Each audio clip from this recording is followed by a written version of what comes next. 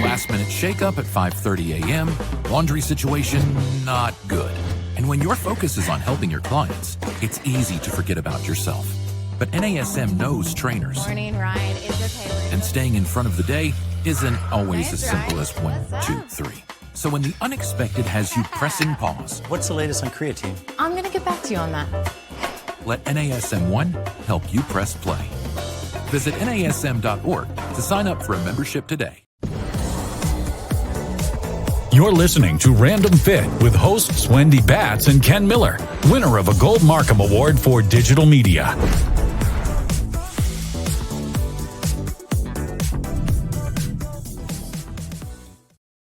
Hi, everyone. Welcome to Random Fit. I am Wendy Batts here with Ken Miller, my friend and co-host, as always. Kenneth, how are you? I'm good, Wendy. How you doing? I am great. Today we have one of our special guests returning, Kat Barefield. She is a Vice President of Nutrition Services at DotFit. She is one of our NASM Master Instructors on the topic of nutrition, and she is a dear friend and registered dietitian, hence why we have her on today, because we are going to talk about electrolytes and how it works with performance and recovery. So let's go ahead and bring Kat in. Kat, Hey, welcome to the good show. to see you guys. Thank you. Happy to be here. And we're happy to have you. Oh. I didn't want to interrupt, Ken. You look like you were about to say something, so there was and an always good to uncomfortable have pause you. there. But Yeah. Okay. So Funny. Kat, this is a topic that I've actually kind of been made more aware of, starting earlier this year, especially when it comes to electrolytes and staying active. I've made some investments in electrolyte powders, and the more I read about it, the more I get confused. And let's yeah, I mean, seriously, I mean, you read labels and my social media is just inundated with electrolyte advertisements. But then when I go online, there's just a ton of information out there, and again, my clients, they're asking me questions about electrolytes, so especially electrolyte powders and replacements and things like that. So let's start off. Electrolytes, why are they so important to the body? Okay, so you know me, I like to give a little bit of context. Now, the human metabolism, we require certain nutrients that the body doesn't make. These are called essential nutrients, right? Most trainers are familiar with macronutrients, protein, carbs, fat. And then the micronutrients are the vitamins and minerals. And of course, the last one is water. So the minerals, right, are electrolytes. And they're called electrolytes because they have a charge to them, a positive or negative charge for them. And they are vital in metabolism for various things: nerve function, muscle function, bone health, pH balance, all these things. So I think hydration is what people are concerned about. And I think that's primarily why people are so interested in electrolytes, because they want to stay hydrated. Am I right? yes. Yes, you are. So when we talk about specifically electrolytes, we're talking about sodium. Like, sodium is the major electrolyte in extracellular fluid. And sodium, have you ever worked out before or had a client that worked out before and their sweat is salty, or they start to develop this crustiness on their clothes? That's sodium. So you lose mostly sodium through your sweat.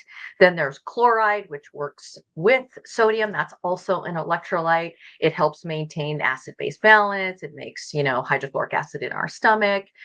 And then you have potassium, which is the main electrolyte inside the cells. And I don't know if you remember the sodium potassium pump, but these electrolytes are important in moving fluid, in between cells.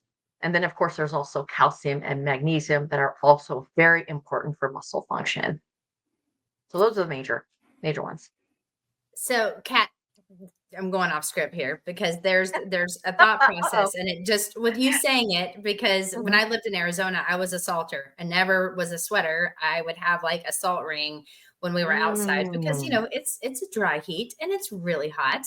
But there also are products that are out there that are saying electrolytes but it's very salt based. And I had a client ask me, well, wouldn't salt dehydrate you?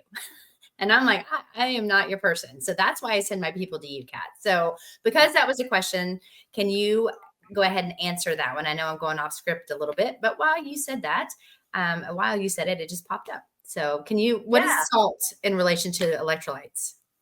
So the reason why you're getting that crustiness in high heat is because the body's trying to thermoregulate. It's not dehydrating you per se. Your body's trying to cool you down and maintain your body temperature.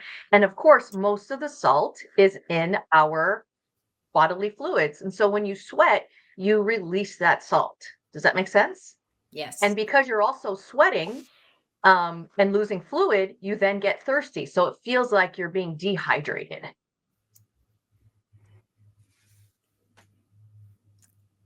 Okay. Does that make sense? So then when you're seeing these, I like another weird pause there for a second.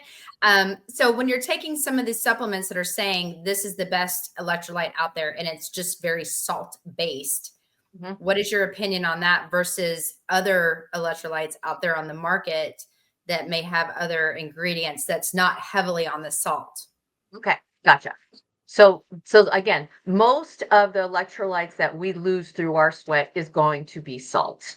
So that's why that's the primary one, because that's the major one that needs to be replaced.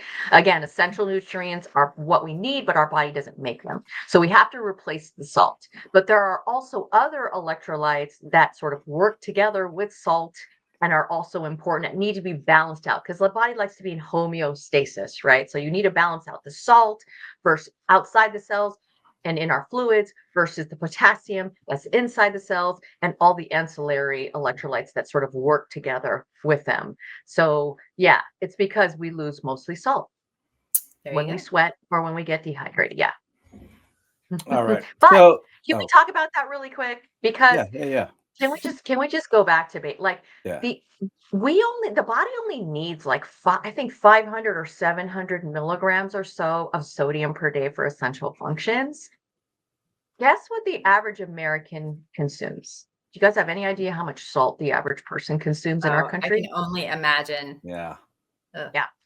So it's like over 3,000. I think the average intake is like 3,400 milligrams. And like the dietary limit or the guidelines are to keep your sodium intake below 2,300 milligrams. And if you have high blood pressure, even lower. I think it's around 1,500 milligrams. So like people are eating plenty of salt already. Do they need to replace their salt from their sweat? Well, my favorite answer is, what is it, you guys? It depends. It depends. So it depends. So if you are in, like you said, certain climates that are hot, dry, or humid, your body's going to want to regulate your core temperature. So you're going to lose fluid in order to cool yourself down, and you're going to lose electrolytes. So perhaps you could have a benefit from replacing them in those conditions. Now, add exercise on top of that. Exercise on top of humidity, right? Heat, etc. Well, your body's got to work overtime to cool itself. So you're going to sweat even more and lose even more electrolytes. Now, add duration on top of that. So now you're heat and you're working out for a prolonged period of time. Now it's even more important for you to replace those electrolytes. So, those are the things that I think about when we're talking about like the athletic population and who would need them most. Now, outside of that, who could benefit? People that don't hydrate adequately. It could be elderly populations. It could be people who have illnesses or diarrhea or vomiting, etc., and they're losing fluids and electrolytes through that way. It could potentially be people who use the sauna frequently and then don't replace their salt through their diet. They could benefit from replacing electrolytes like that. It could also be people who have an inadequate intake of certain electrolytes, like magnesium is classic. Most people don't get enough magnesium from their diet. They don't get enough potassium from their diet. So it could be beneficial in those cases as well. So you're bringing up a couple elements that when it comes to the packaging, I think I mentioned I've invested in different brands so far. Yeah. Well, I'll just a little backstory on that. with my kids being as active as they are, and baseball is the summer, spring and summer sport, and then my daughter, she'll play water polo, which you don't feel the sweat when you're swimming in the pool, but you're sweating, right? So one of the reasons why I started buying different flavors or different brands and different flavors is to see which one they liked, because the flavor profile and the all of that's different. But as I'm looking at the label, and I know that one of the things that we try to do here on Random Fit is, just buyer beware, just know what you're investing in. So you brought up magnesium, potassium, and I'll see on the labels, this has 300 milligrams, or, this will have 800 milligrams. So what should we look for when it comes to things like potassium, magnesium, and the other things that you talked about sodium already, but when it comes to those other things, what is an ideal profile if we're looking at, the other ingredients in an electrolyte drink? Yeah. So an ideal profile is relative. Yeah, So it yeah, depends. it depends. But Yeah, in general, sodium is the electrolyte that most of us are losing, right? So it's going to be primarily sodium. And then you don't want to supplement excessively with magnesium.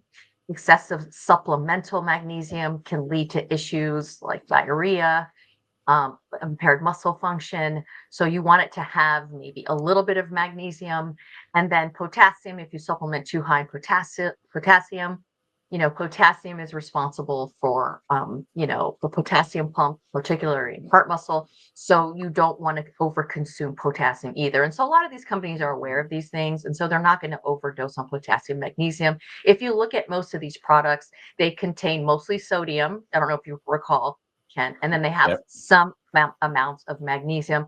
They're never going to be over the upper limit, the UL, which is considered to be the highest amount we should supplement with, because they know that they shouldn't do that. And if they did that, they would get sued.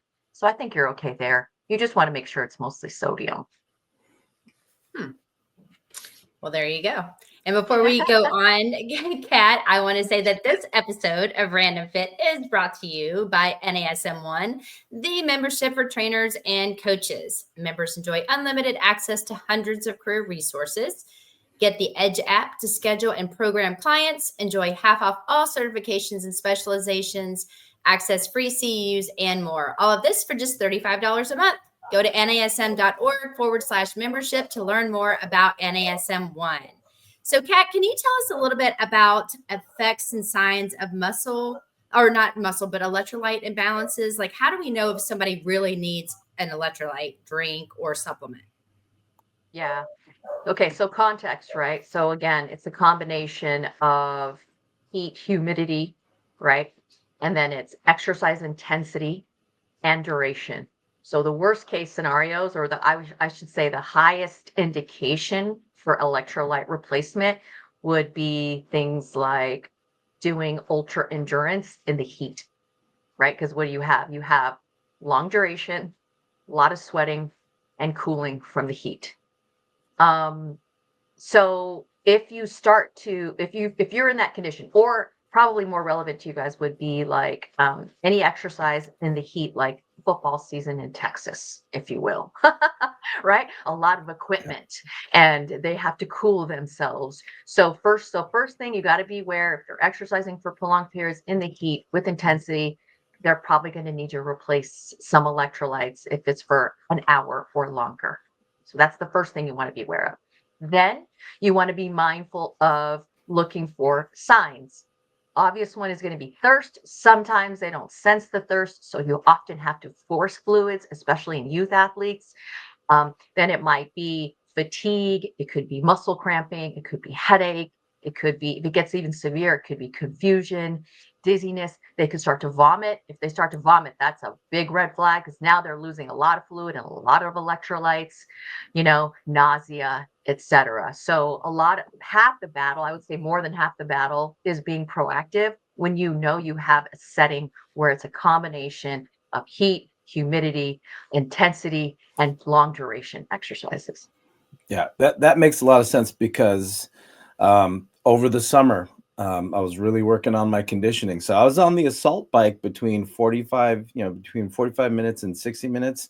And the intensity would vary between sessions. If I'm doing 30 minutes as a recovery day, lower intensity some days, or sometimes it's 30 minutes, higher intervals where I'm getting up to 170 plus beats per minute. So the intensity would be high. But I just noticed that when I started taking that, and like you kind of mentioned it, Kat, taking it before and during the cardio, my cardio sessions were just, they were different. I mean, I was working out harder. I was staying on there longer, to where I was like, I could do another 5 or 10 minutes, on the more intense run. So that idea of actually staying hydrated during a more prolonged, and 30 minutes, I'll tell you what, is long for me when it comes to doing something just like being on my skill mill or being on my assault bike. But to actually get to the point where I can finish an hour and still be comfortable, that I'll say is one thing that I can attribute to having a different methodology when it comes to getting or pre-workout, being hydrated, Yeah. and then staying hydrated during, which I really didn't pay attention to before. Right. Right.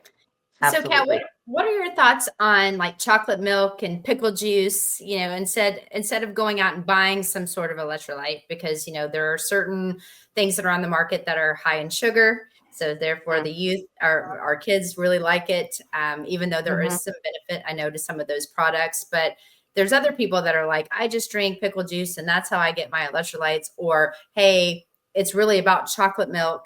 And so I want to kind of get your thoughts on this. Yeah. Yeah. So pickle juice obviously has sodium, right? And sodium again helps our body absorb water, right? Sodium swells is a good way to remember it. And so it's a pretty fairly good rehydration strategy to use pickle juice, because you're going to get the fluid and you're going to get the salt, and it does have potassium. And then some people use pickle juice swearing that it helps them with relieving muscle cramps. That might have to do with vinegar, the vinegar content, and vinegar's impact on pain receptors or pain relief on our nerve endings. I haven't dug too deeply in that research, but I know that anecdotally that people find that it helps. There's also some antioxidants in the pickle juice as well. So, hey, want to save some money? Maybe you use pickle juice instead of, So again, water, sodium, potassium, some, vitamins, etc., could be viable. Chocolate milk, I'm a fan of. So the reason, and this has been studied, so the profile of chocolate milk is it's got a profile of 3-to-1 ratio of carbohydrates to protein. Well, when people do exhaustive exercise, they do intense exercise that's about an hour or longer. What do they deplete? They deplete their carbohydrate stores, their muscle glycogen stores. And so we know that a good way to replenish it is through simple sugars, like something in chocolate milk. And then milk also happens to have a protein, as well as different vitamins and minerals and electrolytes. So I'm a fan. I think it's a good strategy to utilize chocolate milk, especially, kids get big on taste. If it doesn't taste good, they're not going to consume it. So I'm like, hey, get your chocolate milk in. I used to do that with my son as he was playing basketball growing up. But, of course, I had to add some protein in there to like optimize some protein intake. And then I liked it as well because it contained calcium. The milk, the calcium in milk, the calcium in the protein helps with, proper bone and development as well as growth. Oh, thanks. So My son's a fan too. He doesn't have to work out to to get that chocolate milk. Yeah. And like you, I just throw in a little scoop of some protein in there, or some meal replacement with a little bit more protein, and he is happy. So on this episode, and then throw a banana in there too, Ken. You get the banana for the potassium. And then if he's losing weight, if he's not getting enough energy, if he's not eating well, then beef it up a little bit. Add an extra scoop, add some peanut butter in there, get some healthy fats. And there's all these different ways that we can utilize these ingredients in foods to help our youth. Well, then now I got to bust out the blender, so that's a little bit more work. The frother I can work on. But on this You got to episode, make them do it. You got to make them do it. I made my kids make their own oh, shakes. And yeah, yeah, I'm a softie on that side of things. yes. So in this episode of Random Fit, we have our special guest, registered dietitian, Miss Kat Barefield, and we're talking about electrolytes and performance and recovery with both myself, Ken Miller, and Wendy Batts. So, Kat, so talking, we talked a little bit about electrolytes. What do they do? What to look for on performance, especially. But let's think about that person that may have less than ideal situation with their health. So, are there situations where we need to be more conscious about talking about electrolytes or supplementing electrolytes with clients that might have kidney disease, for example, or high blood pressure, or even diabetes when it comes to, their electrolyte balance? What should they know or consider if they're asking me about, should I take an electrolyte powder with my workouts? Yeah. So most people I would think with hypertension, and again, I think it's like half of adults have hypertension, right? Probably that's because salt Yeah. has a direct impact on blood pressure. So if you got someone that has hypertension, they're most likely taking a medication, a diuretic to like reduce their their total body fluid. So it's probably not a good idea because they already have to follow a low sodium diet. And so a lot of these electrolyte packets, I think a couple of them might maybe even have 1,000 milligrams. I mean, that's like, Mm-hmm. right, three quarters of their total intake. So I would say probably not necessary for people with hypertension unless they're getting zero sodium from their diet, right? Which we got to talk about, by the way, dietary sources. Now with kidney disease, right? Kidney disease, what are the kidneys responsible for, right? They filter our blood. And so if you have kidney disease, you have the impaired, your ability to filter your blood is impaired, and getting rid of waste and balancing electrolytes also becomes impaired. So be very cautious to supplement with electrolytes in individuals with kidney disease, especially advanced kidney disease, probably contraindication. And then diabetes, diabetes is chronic elevated blood glucose levels. Well, you probably remember, fluid flows based on concentration gradients, right? Moves from lower to higher concentration. And so with diabetes, often you're going to get increased urination, right? Because that's just the fluid is like moving out into the blood. And so you're going to be losing more fluid and more electrolytes, and your ability to sort of, balance or maintain appropriate levels of electrolytes can be impaired as well. So any of these disease states, I don't recommend any random supplementation. Consult with a dietitian or Right. a physician and make sure that you're super intentional with how you're going about these things, and you're measuring biomarkers based on your disease that you have, etc. So, Kat, you just said about dietary, talking about foods. I'm going to let you go into that because that kind of led into my question anyway. So I'm just going to let you just keep on going because you're like, we need to talk about that. So do you mind kind of filling us in on what you were thinking? Yeah. So, electrolytes or minerals, it's in our food sources, in our natural food sources. So all the essential nutrients that I talked about in the beginning, protein, carbs, fats, vitamins, minerals, water, is all in natural food sources. So you can actually get some sodium in meat and dairy and nuts and seeds, and you get adequate amounts if that's all you consumed. But where do most people get their salt from? Well, what do you guys think is high sodium? What foods do you think are high sodium that people are eating? Not from Celery. natural sources. Not from Oh, natural like sources. packaged foods. I mean, Yeah. Yeah, I was going to say processed foods, probably. Yeah. Processed, packaged foods, prepared foods, restaurant foods, pizza, cheese, chicken nuggets, right? The staples of our youth diet now Dang. nowadays. So, Thanks, Kat. once again, yeah, I mean, the standard American diet, SAD, the acronym SAD, Standard American Diet. I think it's pretty interesting that its acronym is SAD, SAD, Yeah. because that's what it is. Yes. Yeah. So again, I'm a dietitian, but I hate sounding like the food police, because I'm not. But the more we can eat, whole, fresh foods, the less we have to worry about having to, supplement with like an electrolyte, unless, like I said, certain conditions people would benefit from. Now, so one of the things that you're talking about diet, we talked about exercise. Now, one of the things that kind of sparked it, and I don't know what the origin story is for these, how these electrolyte companies just came. I think all of a sudden this year is just a lot of them. That or it's just one thing led to another. But one of the reasons why I started to explore it is because, you look at the label for those popular sports drinks, any one of those brands, the grams of sugar is just Mhm.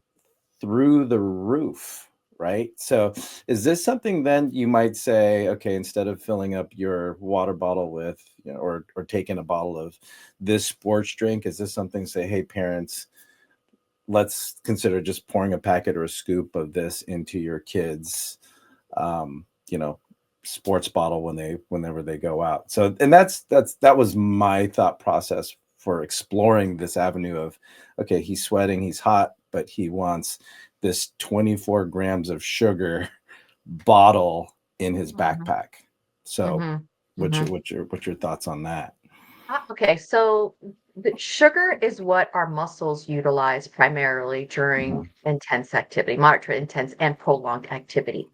So in the cases where you have people exercising for long periods, right, an hour or longer, you can start to deplete your glycogen, muscle glycogen levels. And so the sugar can help maintain that energy source. So the question is, are they exercising for that long period of time at a high level, right? That's where it can be indicated. Now, when it comes to youth, a lot of times they don't eat, right? Like, do they eat breakfast? Do your kids eat breakfast? My kids had a hard time eating breakfast. And so sometimes Yeah. they're not going to eat. So like yep, and they're going to be outside in the heat playing football or soccer, and they're running and they're working hard. Then yeah, I think, then a Powerade or something like that, or Gatorade might be indicated for them. Now, if they're sitting around and playing video games, or they're on the baseball field and they're, picking flowers, and they're not doing much, then yeah, maybe, and it's hot, maybe electrolytes are a better source because they don't need that extra energy source. They certainly don't need it as a recreational drink, to have with a meal. Right. Yeah. It's really just for intense exercise to serve as a fuel source if they're working hard longer than an hour, or they're not eating prior to their workout. But for the overwhelming majority of people, especially in fitness, you don't need a sports drink. You- and they're already getting enough sugar through their diet. So we want to replace as many sugar-laden beverages as possible with calorie-free options. There's even good data. I know some of the listeners are going to like lose their minds when they hear this, but there's even good data that shows from a weight management standpoint, replacing sugar-sweetened beverages with diet beverages reduces calories and supports weight loss and weight management. So there you have it. Might mess up your brain a little bit, but you got to choose your battles, right? Well, yeah, no, I mean, and like anything, to your point, this is something in fitness that I think all fitness professionals should be wary of when it comes to any nutrient. Because you know what another hot topic is the word toxic. Like everybody wants to call everything toxic, whether it's an ingredient or a food or whatever. But please write this down or commit it to your memory. Any substance, whether it's toxic or not, is dictated by the dosage of that substance. And natural doesn't mean anything. Meaning, can you think of a substance in nature that's poisonous? Poison oak, Yeah. right? Oh, there you go. Yeah.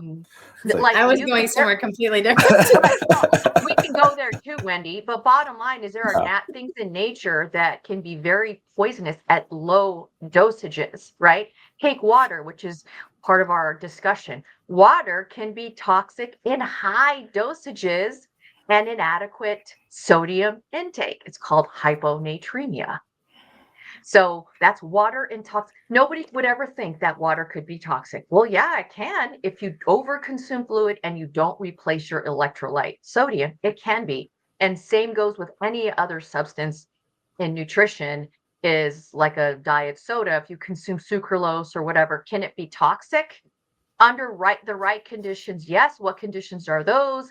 Mostly diseased rats in super physiological high dosages. But in humans, a diet soda a day, it's not toxic. Sorry, not Oh. sorry. There you go. I get it, girl. I'm glad you said it, because I can just forward this over and be like, here you go. Yeah, like we want to call everything toxic, and you know what it causes? It causes fear mongering. Everybody gets afraid to consume things. And you know what? It is really stupid.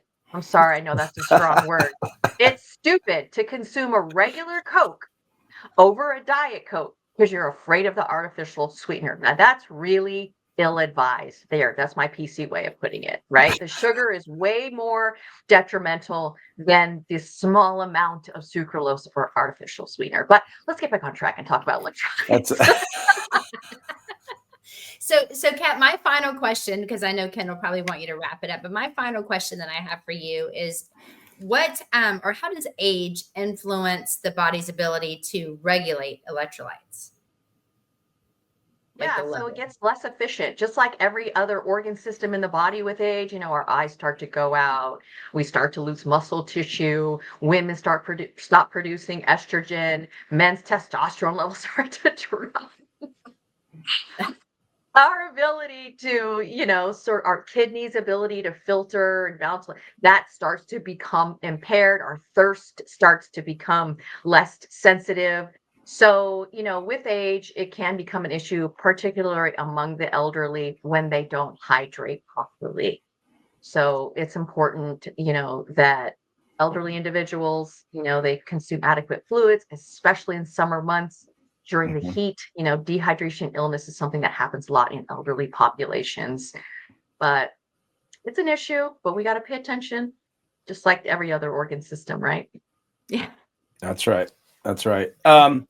Kat, I mean, I know Wendy said that I'd want you to wrap it up, but I don't, because I don't want to. But the idea of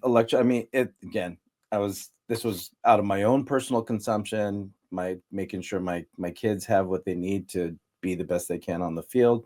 Although I'm not really that parent that's give it 110%. I just from a hydration standpoint. But again, as I was diving into the information online, again, internet can be just a big rabbit hole. But I think you've clarified a lot when it comes to this, and definitely enlightened me as far as, okay, yeah, there are, it's not bad to have one of those typical, drinks that, like you mentioned, Powerade, but under the right context, it does have more application. So thank you for sharing your insight, Kat. Again, as always, we love you being on Random Fit. So we'll have to have you back again. I know we always say that, but we still get you back. We find something for you to talk about nutrition wise. Yes, please have me back. It's always an honor to share with you guys, spread these ideas, help our fitness industry, be the dispenser of credible nutrition information. So thank you so much for having me. That's right. No, awesome. Thanks for being with us. Thanks, Kat. So awesome episode, Wendy. Again, always love having Miss Kat Barefield on the show with us. So for those of you listening to both Wendy Batts and I, Ken Miller, on Random Fit, thank you so much for spending your last half hour or so with us. Like, follow, subscribe, download, share, give us a 5 out of 5.